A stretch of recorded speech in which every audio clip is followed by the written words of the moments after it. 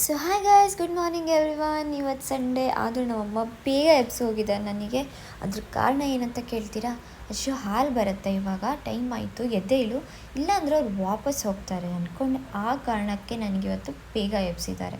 So ಹಾಲು ಬಂತು, ಹಾಲು ತೊಗೊಂಡು ಅದನ್ನು ಬಿಸಿ ಮಾಡೋಕ್ಕೆ ಸುತ್ತಾ ಇಟ್ಟೆ. ಬಿಸಿ ಆಗೋ ತನಕ ಅಲ್ಲೇ ಕಾದು ನಿಂತು ಆಫ್ ಮಾಡಿದೆ.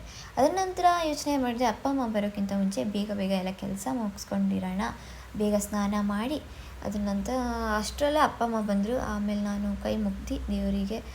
ಅವರು ಅಪ್ಪ ಅಮ್ಮ ಬರ್ತಾ ತಿಂಡಿ ತೊಗೊಬಂದಿದ್ರು.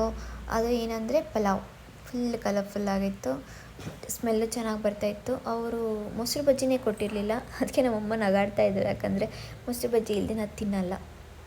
ಅವ್ರು ಕೊಟ್ಟಿದ್ದೇನು ಅಂದರೆ ಸಾರು ಮತ್ತು ಚಟ್ನಿ ಕೊಟ್ಟಿದ್ದಾರೆ. ಯಾರು ತಿಂತಾರೆ ಅದ್ರ ಜೊತೆ? ಸೊ ಆಮೇಲೆ ತುಂಬ ಹಾಕಿದ್ಲು ಅಮ್ಮ, ಅರ್ಧಕ್ಕರ್ಧ ನಾನು ಅಮ್ಮಗೆ ಹಾಕಿದೆ. ಅದಕ್ಕೆ ಬೈಯಕ್ಕೆ ಬಂದರು, ಯಾಕೆ ಇಷ್ಟೆಲ್ಲ ಹಾಕಿದ್ಯಾ, ನಂಗೆ ತಿನ್ನೋಕ್ಕಾಗಲ್ಲ ಅಂತ. ಅದೇ ನೀನು ನಂಗೆ ಹಾಕಿದ್ರೆ ಅಡ್ಡಿಲ್ಲ ಅಂತ ನಾನು ಕೇಳಿದೆ, ಅದಕ್ಕೆ ನೀನೇ ತಿನ್ನಮ್ಮ ಅಂತ ಹೇಳಿದೆ. ಅದ್ರ ನಂತರ ಸ್ಮೆಲ್ಲು ಫುಲ್ಲು ಬಿಸಿಬೇಳೆಭಾತ್ ಥರ ಬರ್ತಾಯಿತ್ತು. ಅದಕ್ಕೆ ಹೇಳಿದೆ, ಬಿಸಿಬೇಳೆ ಪ್ಯಾಕೆಟ್ ಹಾಕಿ ಮಾಡಿದಾರೆ ನೋಡು ಅಂತ.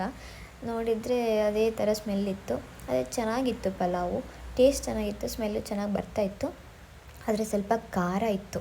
ನಮ್ಮ ಅಪ್ಪಂಗೂ ಖಾರ ಅನಿಸ್ತು, ನನಗೂ ಆಮೇಲೆ 1-2-3 ಬೈಟ್ ತಿಂದಾದ್ಮೇಲೆ ಅನಿಸ್ತು ಹೌದು ಖಾರ ಇದೆ ಅಂದ್ಕೊಂಡು.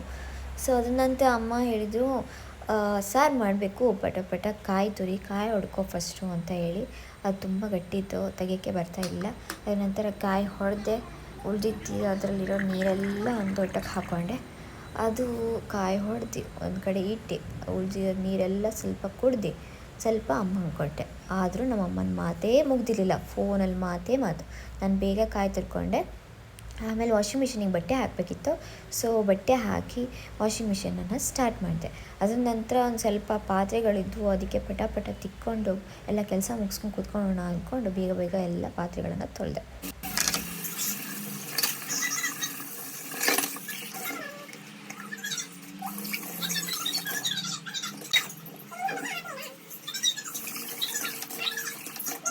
ಆದರೂ ನಮ್ಮಮ್ಮಂದು ಮಾತೇ ಮುಗ್ದಿರಲಿಲ್ಲ.